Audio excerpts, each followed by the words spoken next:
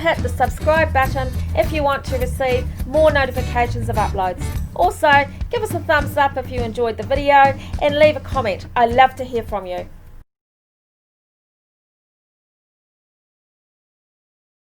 You play multi-instruments, bass guitar, drums, different things, and I try to play them one at a time though.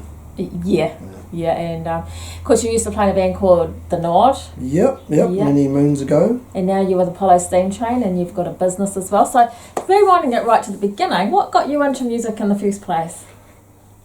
Well, I suppose listening. Yep. Listening to my sister who sung and my uncle who played, and lots of people playing guitars at parties at my parents' house, and waking up in the morning when they were all asleep and jumping on their guitar while it was still sitting in their lounge. First kind of musical formal input came from an intermediate teacher, a teacher intermediate called Nigel Ogle. Right.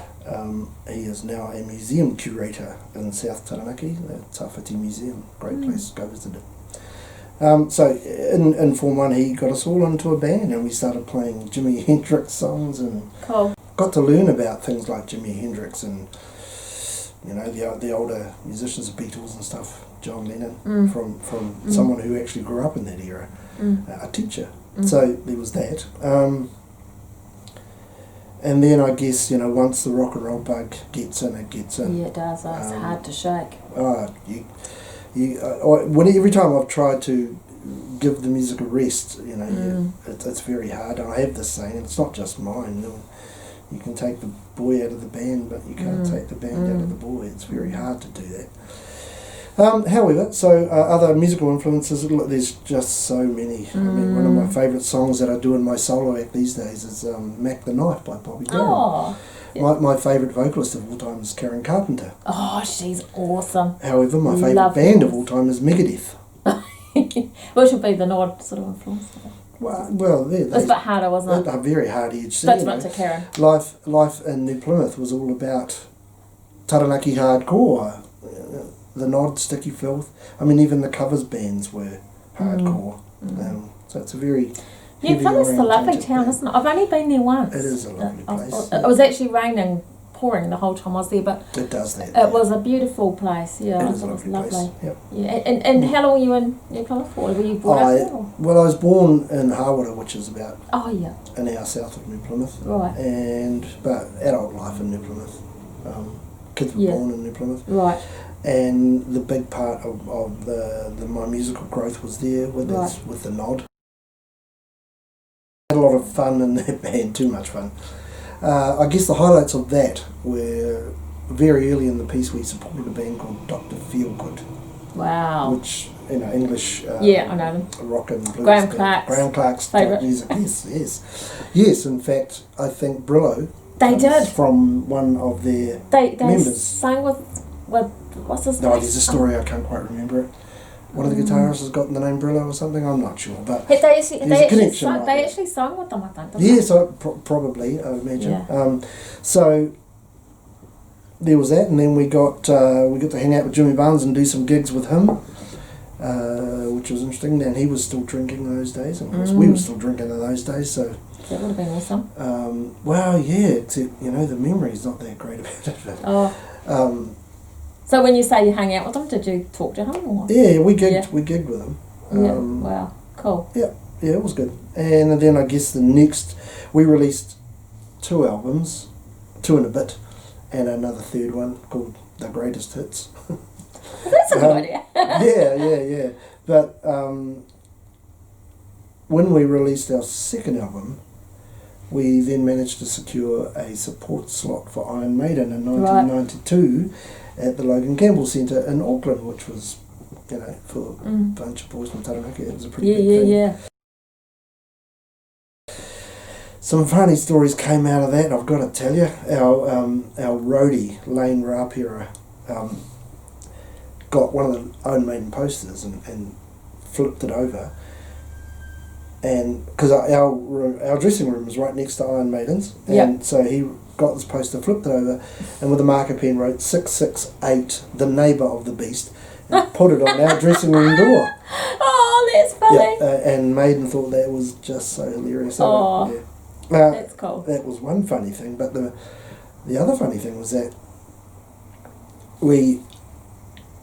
Iron Maiden have this sort of customary thing they do, that everywhere they go around the world and play, they always get the support band to come up on stage with them during their set to sing what I think is a song called Seventh Son. It's got Seventh Son of a Seventh Son. It's got a big chant in it. Now, how this works is that Iron Maiden's management tells the support band's management, hey, during this song you guys have got to come up and sing this chant, you know. And trouble is that we didn't have any management. We discovered that, look, there was just no one big enough to manage the nod. So we didn't know about this. We had no idea that went on. Yeah. So after our gig, we all, get some photos and signatures with Iron Maiden, and then they go off to do the gig and we go out front to watch. And of course, about 5 songs in, we ran out of beer, and I said, I'll go get some. So I grabbed my bag, backstage to our dressing room to get some, load up the bag with beers. Richie, our roadie, is standing there looking after our gear, and Iron Maiden's manager walks in the room and goes, right, are you guys ready? And we looked at him and I went, for what? And he said, to get on stage. And I'm like, what is he talking about? We already played, I said. And he goes, no, to get on stage with these guys.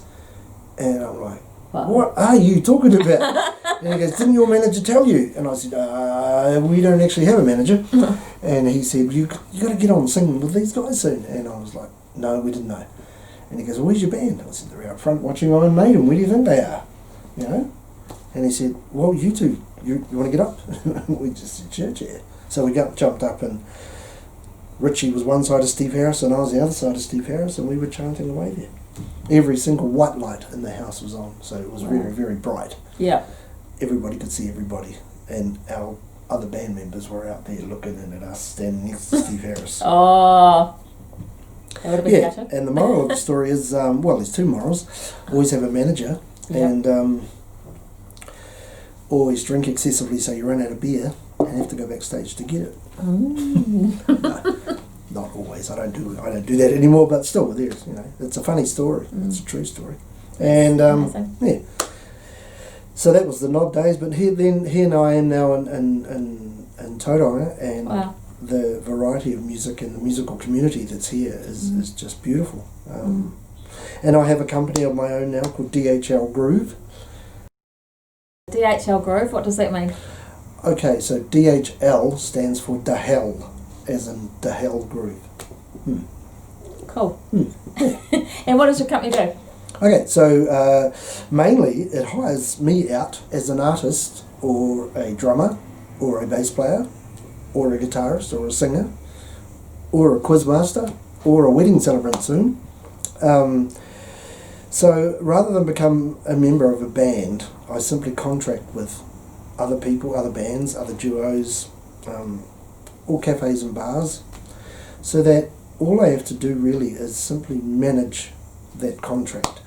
One problem I find with bands is being part of a band is it's being part of a family, and sometimes those families can be extremely productive and get on really well, but most of the time the relationships in there get in the way of the art. Yeah. So simply turning it into a contract makes it way easier to manage. Yeah. So the expectations are clear, the responsibilities are clear, and the outcomes are painted at the beginning. Now, of course, no one's guessing. Yeah, when he's come up to my house, where we started talking about strategies, he has some strategies for me. Yeah, well, and very good ones, I might add. Thank you. Yeah, well, I mean, they're not my ideas; they're all ideas. No, but they're ones that I didn't know. Yeah, so I think the thing is that everybody has strategy going on in their head. They have ideas that would, if corralled into the right place, would become a very good strategy. But very few people take all those ideas and put them into a strategy. They just keep them as ideas.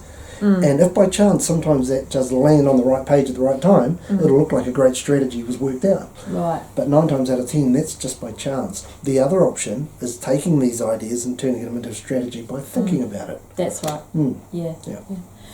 I was just thinking, like, if you don't mind me asking, so I've actually been looking at the moment for online, because what I used to do, and I think what we all did, was we all made albums, and now it seems to be like, the online thing of albums is it's becoming more just releasing songs, I reckon. Would you agree with that? Oh, absolutely, yeah. Yes. Yeah, the stuff that I've learned through working with Brendan McCarthy in the Apollo steam train machine, which we haven't talked about, actually. Is all about industry stuff, and the industry is just changing so much, and so rapidly. Digital stuff, digital changes, and is just exponential changes. Do you think? Like that. Do you think there's still a big place for the CD, or is it getting smaller? It's more and more online now, isn't it? Really, I guess in terms of going to a live gig, sometimes people want a CD, but is it worth? Well, how many CD shops do you see around town now? Yeah, good question. None in any town. So that answers your question, doesn't it? Really? Yeah. I actually just had an artist just this week say to me, Shirley, how do I go about doing this? And it's about like you said, are we going to put it on CD? Are we going to put it on an MP3 stick? Are we going to put it online? And if we're going to put it online, then there's the things like putting the codes on them. There's all sorts of stuff to consider. You've got to know about. Yep, and so that stuff there that you're talking about, that's kind of mid-level detail. But before you do that, before you get buried down and into this sort of kind of view of anything, put yourself in a helicopter and just hover above what it is you're doing, and see, where do I want to go with this whole thing? What's over there? Do I want to go there, or do I want to go over there? So once you've made that decision up, then you can come down slowly and slowly get into the detail that's going to drive you towards that place where you want to go. Good advice. Yeah. Yeah, and the other thing is that if you are growing something like a company or a strategy or anything, if you're going to have to involve other people, and let's face it, it's much more fun with other people.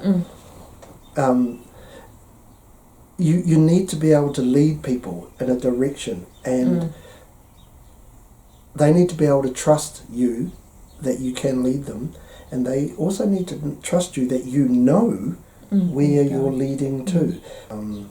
The old models of business were about management. So you can manage money, you can manage a company, you can manage structures, you can manage processes, but when it comes to people, don't try and manage them, lead them.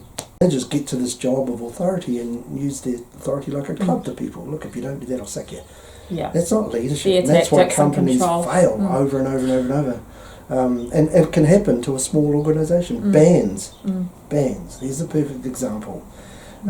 If it's not being led in a certain direction and everybody's clear about the direction, if you don't tell people where this organisation's going, they'll create something in their head. And if it's different to yours, guess what? You'll have tension because you're moving in the wrong different directions. That's so interesting. And I think musicians have all got a lot of different ideas about where they want to go. Well, I'm sure they have. Yeah. I mean, look at Fleetwood Mac. And after all those years and all the arguments they went through, at this stage, they sack Lindsay. At this stage of life, after everything they went through. So it's not quite the same with them, really, is it? Not really. I mean, Neil's great, but they play a whole heap of crowded house songs in their set. Oh. Yeah, they do. I've heard a few of their concerts online. They go, well, why wouldn't you? If I had Neil in my band, I'd be going, well, let's do with a review or something. You should ask him, and they do. Yeah. But I don't think it's the same. I don't think it'll ever be the same without Lindsay. So looking back at your life, sorry. So that's all right. So it's great, great discussion. So, okay, so we talked about the night. Is there anything else you wanted to say about that? It was a hard band to manage because it was such a larger than life people involved in it. One of the successes was about community. It gathered a group of people that at the time would not have been anywhere else, wouldn't wanted to have been in any other band or with any other group of people, and we managed to tour that little crazy little Toyota van, high-ace van, all around New Zealand to all sorts of places in all sorts of conditions, and create the magic that it created. So it was interesting stuff. So moving on from the Nod, what happened next in terms of your musical adventures that you'd like to talk about? Yeah, well, I got back from a Nod tour one day, and my son was walking and able to answer the door, and I thought, oh damn, missed that bit. So I stopped touring then and just sort of subconsciously made the decision to just stay focused in New Plymouth for a while. So along came some covers bands, and we still had the Nod going, but we both ended up, Darren and I both ended up in some covers bands. One of the bands I played in a band called Wishing Well, which came down from Auckland, was resident in this club for about 9 years. That's a long time.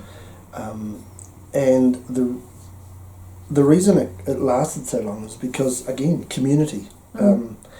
There were a lot of there was about 3 people in that band that could play, were multi-instrumentalists. So the first set would be in one position. I think I played bass and some harmonies or something in the first set. In the second set I would be playing electric guitar and singing lead, and then in the third set I played drums. Right. And when did you come here? I came here 5 years ago. Whatever that is. So here, by the way, is Tauranga? Tauranga, yeah, the Bay of Abundance, I call it. So, yeah, I when I came here, I thought, right, I'm going to maybe get my musical career back going. And so I thought, how do you do that these days? So I got up a little piece of paper, wrote on it, and stuck it up on Trevor and Dave's notice board in Music Planet. And Brendan saw that and came along, and that's how I got into Apollo Steam Train. And of course his model to fund Apollo Steam Train is by doing covers gigs. So I started doing covers gigs, and then I developed my own company, and so now I play in a solo act, a duo, and a couple of bands. And one of those bands is with Trevor Braunius and Dave Henderson from Music Planet. And that is called LTD, Les, Trevor and Dave. Yeah, some serious thinking went in there. And one of the places we play at is the RSA at the Mount. And it is all about ballroom dancing. The whole night is just ballroom dances. Swing, jazz, foxtrots, waltzes, stuff that I used to play when I was 15 years old, but didn't appreciate playing it, and all I wanted to do was go play in a heavy metal band, which I did, by the way. And now that I'm playing it again all these years later, I'm thinking, oh man, this is so cool. Apollo Steam Train, I guess, would be one of your main things at the moment. Yep. And, life in disguise through your Facebook live, so you can find where you belong. Just keep your mind on the prize that's in front of your eyes, and your soul will never be denied. You got a great quality recording that came out of that. Yeah, it is. Roundhead is a project of Neil Finn, yeah, and he lives upstairs. So he has got a lot of money invested in it, but he's also doing it to give back to New Zealand. Nice. Yeah, he has student placements there, and although all they get to do really is move gear around and make great coffees, they're still in amongst that environment. We used a guy called Greg Haver. Hey Greg. He was the one who guided us through that process and got those good products out of that. It's not so much about the studio. It's these days, because of the digital platforms that you use, for drums, for live acoustic drums, it certainly is about the studio and the room. But once you've got those down, you can pretty much do like the kids do these days and sit in your bedroom and plug your guitar into software and just have whatever sound you like. I guess vocals are another thing too if you want to get good room sound. But the studio in Auckland that Neil built it's an absolute musical fantasy land. It's got two recording rooms. Yeah. We were in the basement one. The one upstairs is much more expensive.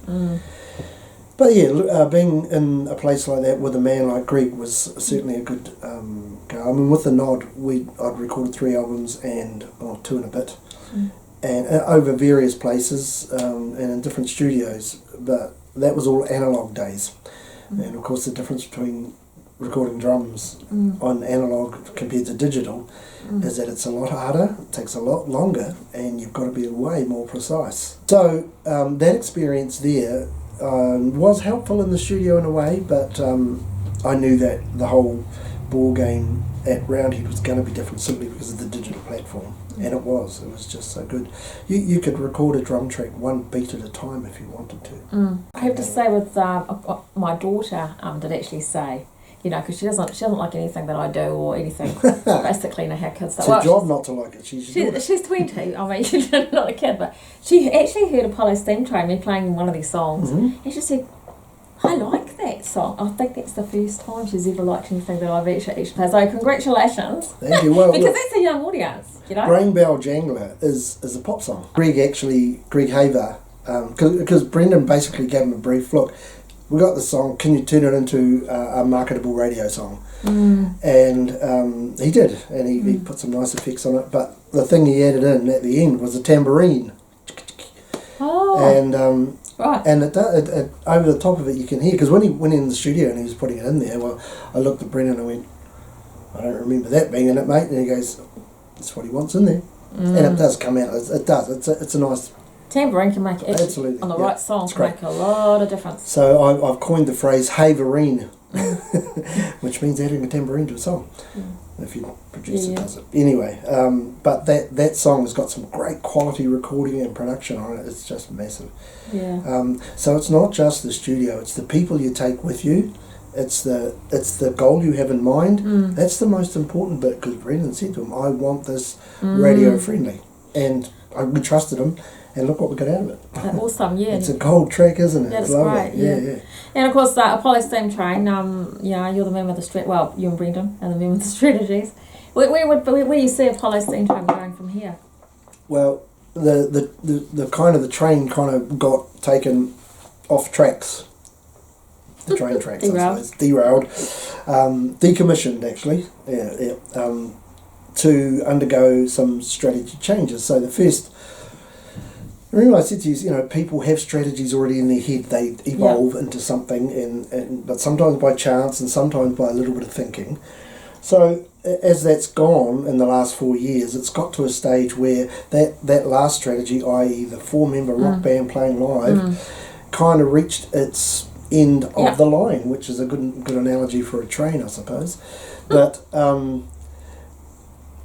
when it did reach that point, it wasn't about chucking it all away. No, about changing. Yeah. It's about let's regroup on this, refocus on this, more conversation, more planning, more looking, more getting in the helicopter, going up and having a look, coming back down, making a set, making judgments. So the strategy now really is about, well, it's digital marketing. That's the strategy. It's a digital marketing strategy. Yeah. If you take value out of every little step of learning, and let's face it, there's always that trip to the next gig and home from the next gig. So there's always going to be another meeting about how's the strategy going now? Where is it? What do we need to do next? So there's always that. Whereas I think of back to the Nod days, those times of heading to the gigs and from the gigs were very much substance orientated and party orientated. And, and that comes with all the stuff that comes with, which at the time, there was no avoiding it, because we weren't pretending that we were creating a party. We didn't just jump up on the stage and pretend that we were party animals. We performed as we lived, and that's what I think attracted a lot of people to it, because it was honest. We were singing about party time and piss fun and all those things, but we were living it. And being a lot younger too. I mean, you got that age group, haven't you? We're all out doing that at that time. So there was not a lot of strategy going on. So there was albums produced, and they're very, very good quality music. But I think and we were guilty of this as well, is a lot of people back then, even without the internet, or especially without the internet, a lot of artists think all I have to do is record my music, mix it down, make it sound good, and then somehow the universe will pick it up and fly it off to number one. that doesn't happen. No. You've got to have that marketing strategy or someone who knows how to market going on. And of course, back in those days, the big companies weren't interested really in a bunch of Māori boys from Taranaki who were playing as loud and fast as we were, who from the outside they could see, now these guys aren't manageable. We can't corral these guys into a product that we want. So they didn't touch us. I did a gig at Tōtara Street one night. It was Apollo Steam Train, I think, and Will, I can't remember his last name, he's on the internet a lot, he's a drummer. We used his kit, and yeah, after the gig, he came up to me and he went, "Mate, were you in the Nod?" And I went, "Oh yeah." And he goes, "Oh, I didn't realise I was talking to a legend." Wow. So for me, I'm like, "Oh yeah, that old word," you know. But it's still in the hearts and minds of people that that band reached legendary status. Yeah. Awesome. And for us, it's, you know, some parts we remember, a lot we don't, because of those activities that went with it. But like I say, we weren't just singing about partying, we were the real deal. And I think that's what that community was built out of. So if you know, because we were talking before about purpose and why I've done my show, you know. So what would you know, when Les Robinson's all old and done completely with music or whatever? Oh, that's about 5 years ago. Completely though. What would you want? What would you sort of want to be remembered for? I don't even really know if I want to be remembered that way. No, you mean musically? Yeah. Well, just as a person. But yeah, I suppose musically. Okay. Yeah, Or no, both. that's a good question. Answer it on both levels. Yeah. And I think I can answer it. I'm glad you're asking me this now rather than, you know, back in those days, because I would have come up with some constructed answer that wasn't actually anywhere near, because there was no thinking going on. But what I genuinely like to be remembered as now is for my humanity and my care for people and my attempt to be as honest and kind and caring as I can be, whatever I do. And helpful. Yeah. So much these days is commodified and put a price on and marketed and sold, and if you're not selling that, then you can't have it. If you're not buying it, you can't have it. But interestingly, the internet's made, you know, you look at all those people that are giving free stuff away, but you know they're just giving the stripped down bones of it away, and if you want the good stuff, you got to buy it. Yeah. I'm kind of the other way around. My kindness makes me give the best first, which is really all there is. So yeah, I think, you know, if you're not helping people in some way, shape or form, and I think this is what my company allows me to do. It allows me to help people in a way that, yes, I can make some money for it, and my company makes money by me being kind and generous to other people. So the person is just doing the human thing, and the company is charging you. Yeah. Yeah. Even at law school, I gravitated to company law because it was about an entity that wasn't human. All the other bits about, like family law, criminal law, blah, blah, blah. It's all about humans. It's all about having to represent a human who's competing against another human, which requires the lawyer to strip that human down to their bones so your human looks way better. I gravitated to this thing called company law because the company is a legal entity on its own. Yeah. And I could strip one of those down quite easily. Yeah. But not a human being. Yeah. So that's kind of where my... I guess I should tell you why I'm like this. I don't know if you know this, Shirley, or people out there, but I am one of Jehovah's Witnesses. So that is where my values are based and come from. So the person I am today is not the person that I would have naturally become had I not. Were you brought up then, or did you? No, heck no. No. When did that occur? I'm interested because I'm sure. I'm not a Jehovah's Witness, but I am a Christian, and although I was brought up that way in churches and you know with my parents, I sort of, you know, like you, didn't really. But you know, when I got the cancer, actually for me, which is when I started reflecting again, and that's when I came back. So yeah, I'd just be interested to know. Sure. Okay. So how it worked was somebody knocked on my wife's door a long time ago, and she talked to them and decided she'd like to see more. So she became a witness back in 1992. I think she was baptised. At that stage, I was still in the nod. You know, I was, and she'd have Bible studies at our house, and I'd be locked in the room going, oh no. She goes, what? And I'd be looking out the door. She'd be like, yeah, okay. And I'm like, have you finished? She goes, yeah, they're gone. I'm like, oh, and I'd race off to the toilet, you know, because, and she goes, why do you do that? I'm like, look, don't you realise that people are telling you to stop associating with, that's me. Why? Don't you see that? So anyway, she continued being a Jehovah's Witness, and I continued being a rock and roll star.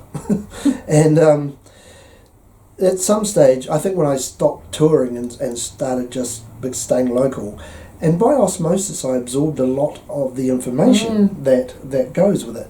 And one thing that really interests me in them, in the witnesses opposed to others, because my mother and my grandmother and my sister, they were all Assembly of God people. My grandmother's Mariah is all Catholic, so they, there was lots of other religions going on. But what I didn't know about these guys, what I picked up was the amount of strict adherence to Bible principle. So learning, it was a study, it was an in-depth study of the Bible that continued, and an application of those principles in people's lives, rather than just yes on a Sunday and go off and do whatever, and then come back Christmas time and go yes. This was a lifestyle, a genuine, and remember, I was living a lifestyle. That's what I said about the nod. We weren't trying to lie to people about partying. If you came with us, you better be good at partying, because we are experts. That's what I was, My covers band, Wishing Well, our record in one evening was 9 bottles of Jim Beam between just the band. I and a few stragglers, but generally at 9. And that was before, that was at the start of the gig to the end of the gig. And then we got some more, it was just nuts. Okay, so we were living this lifestyle. So when I saw what the witnesses were doing, they were doing the same thing. They weren't preaching one thing and doing another thing.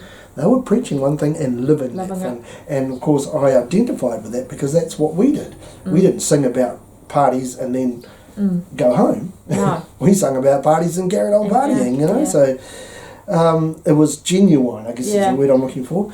And they were too. So by osmosis I absorbed a lot of the learnings, and then over the years I just kept learning more and more and more. But it took a long time to let go of that former lifestyle and to really get the full understanding of the Bible. I think it's ongoing too, isn't it? Absolutely. But the program of learning and education is a lifelong thing, which again, just like music, you don't stop learning about music. You keep reabsorbing stuff. And that's what I liked about it, was it was consistent and it was real, and they lived what the Bible says. They don't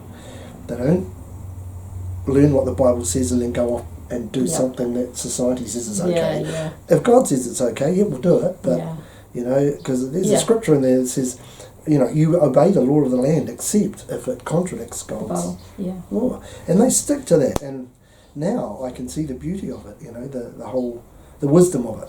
It's true wisdom. So have you ever recorded any Christian music or written any Christian? No, you haven't done that? No. Thank you very much for being on the show. It was great to have you on the show. Thank you, Shirley and Rocky.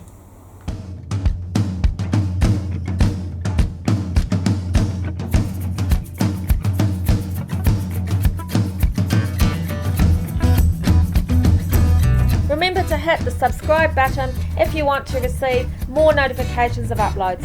Also, give us a thumbs up if you enjoyed the video and leave a comment. I love to hear from you.